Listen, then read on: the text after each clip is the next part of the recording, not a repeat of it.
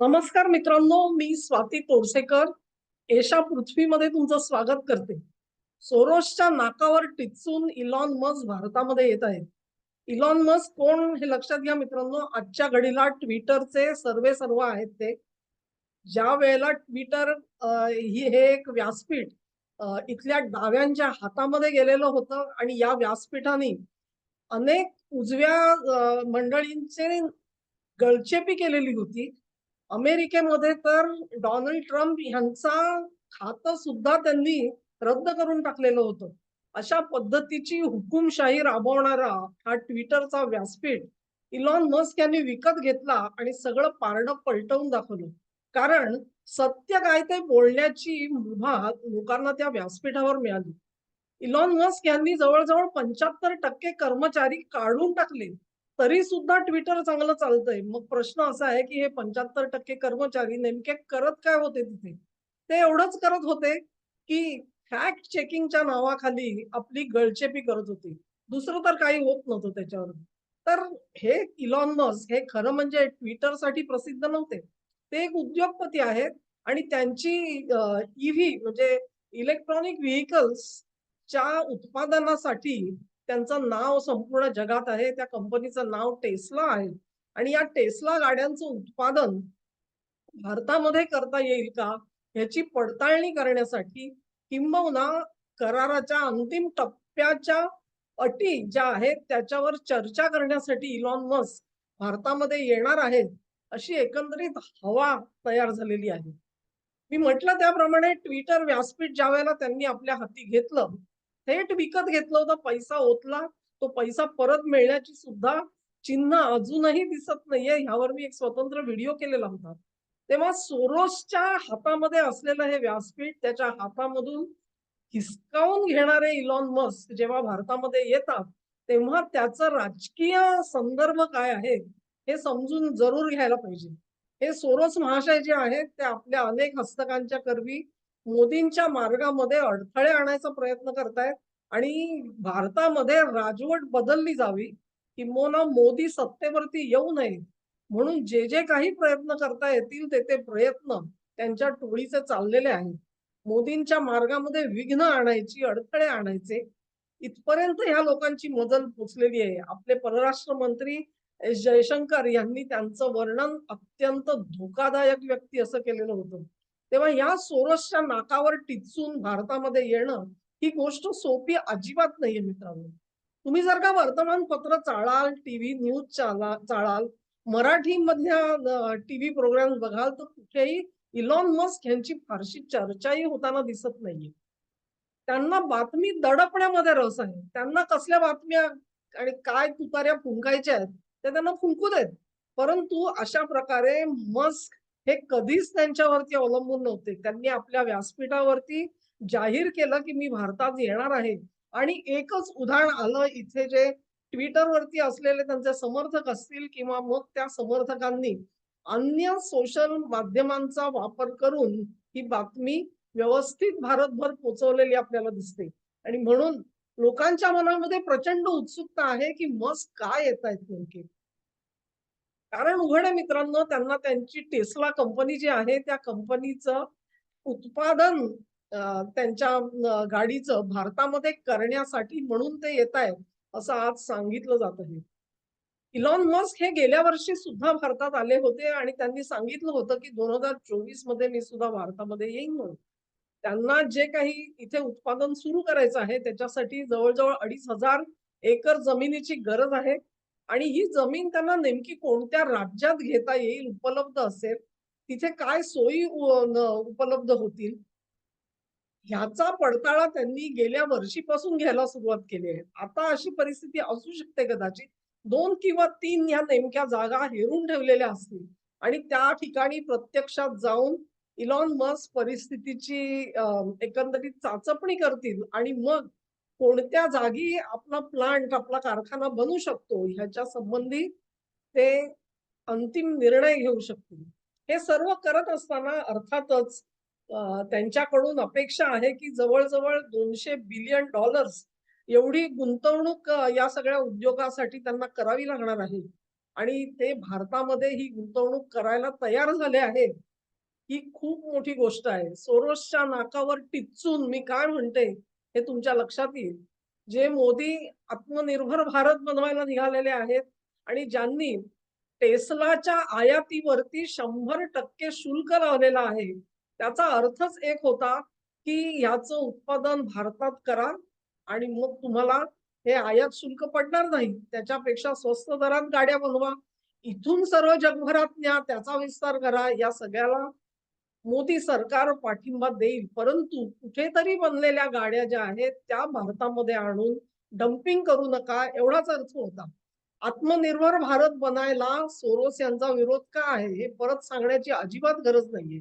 आणि मग अशा पद्धतीने ज्यावेळी मस्क हे मी म्हणेन की शेवटच्या काही मीटिंग्ससाठी आपण म्हणू शकतो अंतिम टप्पे जे असतात त्या टप्प्यातला हा महत्वाचा टप्पा आहे की कुठे कारखाना सुरू करता येईल. ते ठरवण्यासाठी ते जर का इथे येत असतील तर हे ते शुभचिन्ह आहे. शुभचिन्ह ज्यावेळी भारतासाठी असतं तेव्हा चिन्यांसाठी ते गोड असतं. त्यामुळे चिनी लोक जे असतात ते अपशकुन झाल्यासारखे ची ची ची ची ओरडत सुटतात. तसा त्यांचा तो जो ग्लोबल टाइम्स आहे, ग्लोबल टाइम्स हे असं म्हटलं जातं की चीनची अधिकृत कम्युनिस्ट पक्षाची जे व्यासपीठ आहे त्यांची स्वतंत्र प्रचार यंत्रणा म्हणून ग्लोबल टाइम्स आपली भूमिका निभावत असतो. आणि या ग्लोबल टाइम्स वरती एक व्हिडिओ जारी करण्यात आलेला आहे आणि त्या व्हिडिओमध्ये काय म्हटलेलं आहे की इलॉन मस्क साहेब फार मोठी चूक करतायत. त्यांना भारतामध्ये इन्फ्रास्ट्रक्चर मिळणार नाही.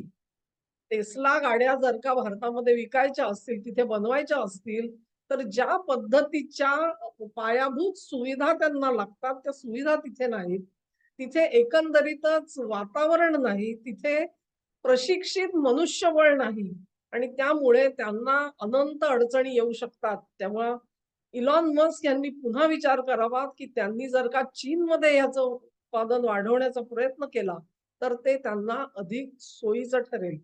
ह्याच्यातच त्या व्हिडिओमध्ये तो जो कर्ता आहे त्याने असं सांगितलेलं आहे, की चीनमध्ये आम्ही इतकी उत्पादन क्षमता ही निर्माण करून ठेवलेली आहे, की आम्ही 3 शिफ्टमध्ये काम केलं तर संपूर्ण जगाची मागणी आम्ही चीनमधून पूर्ण करू शकतो.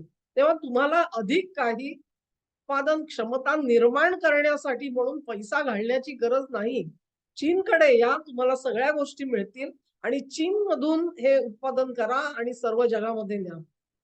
ग्लोबल टाइम्सला अशा प्रकारे वांत्या काढायला लागल्या, याचा अर्थच असा की किती झोंबलंय त्याचा विचार करा मित्रांनो. ही काय एकटीच गोष्ट नाहीये. गेल्या वर्षभरामध्ये इलॉन मस्क गेल्या वर्षी आले होते, परंतु त्याच जोडीने चीनमध्ये सुद्धा इलेक्ट्रॉनिक व्हेइकल बनवणाऱ्या ज्या कंपन्या आहेत, त्यातली BYD कंपनी आहे.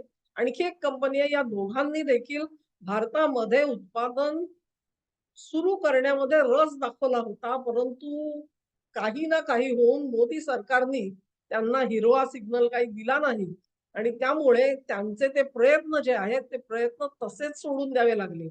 आणि मग चीनच्या स्पर्धेमध्ये चीनच्या स्पर्धेमध्ये भारतामध्ये जर का अशा पद्धतीचं उत्पादन केंद्र उभं राहिलं, तर ती पुढची दिशा ठरू शकते. आजच्या घडीला तुमचं काय काम आहे लक्षात घ्या. चीननी 1-2 दशकापूर्वी साधारणपणे आपला देश कसा सक्षम आहे आणि इथे तुम्हाला स्वस्त मजूर मिळतील, इथे उत्तम पायाभूत सुविधा आहेत, तुम्हाला टॅक्सेशनची कुठच्याही झंझटी नाहीत, तुम्हाला सुखे नैव प्रोडक्शन करायला आम्ही सर्वतः सहकार्य देऊ, इथे विजेची कमी नाही, पाण्याची कमतरता नाही, तुम्ही इथे या फक्त आणि उत्पादन बनवा. असे जे प्रस्ताव दिलेले होते त्याच्यामध्ये अनेक अमेरिकन कंपन्या तिकडे गेल्या. परंतु 2 दशकांनंतर कोविड काळामध्ये चीनचं जे एकंदरीत दर्शन झालं, त्या दर्शनाने अमेरिकन कंपन्या भांबावून गेलेल्या आहेत. त्याचं कारण अतिशय स्पष्ट आहे, की चीनमध्ये अजूनही कम्युनिस्ट राजवट आहे. कम्युनिस्ट म्हणता येणार नाही, पण निदान हुकुमशाहीची तरी राजवट जरूर आहे. तिथे काही लोकशाही नाही आणि तिथली जी न्याय व्यवस्था आहे, ती न्याय व्यवस्था या सर्व कारखानदारांना न्याय देऊ शकेल ह्याची कुठलीही हमी नाही. आणि हे हवेतली गोष्ट नाहीये मित्रांनो, ह्याचे अत्यंत वाईट चटके अमेरिकन कंपन्यांनी आता उपभोगलेले आहेत. ती उदाहरणं लक्षात घेतली तर अनेक अमेरिकन कंपन्या ह्या तिथून आपलं उत्पादन जगामध्ये इतर केंद्रांमध्ये नेण्यासाठी उत्सुक आहेत. काहींनी तर प्रयत्न सुरू केलेले आहेत. सगळ्याच कंपन्या काही भारतामध्ये आजपर्यंत आल्यात असं नाही. काही जण व्हिएतनाममध्ये गेले, काही जण ज्याला आपण म्हणतो दक्षिण आशियामध्ये त्यांनी अन्यत्र कुठेही जाण्याचा प्रयत्न केलेला आहे. परंतु भारत हे सर्वात मोठं लक्ष असायला पाहिजे ह्याच्यासाठी मोदींनी आकाश पाताळ एकत्र केलेलं आहे आणि हे जे प्रयत्न आहेत त्या प्रयत्नांना आज अ, फळ येताना आपल्याला दिसतंय. जर मस्क भारतामध्ये आले तर ती एक आपण म्हणतो ना, की एक निर्णायक खेळी असते. म्हणजे सामना अशा अवस्थेमध्ये असतो, की कोण जिंकणार?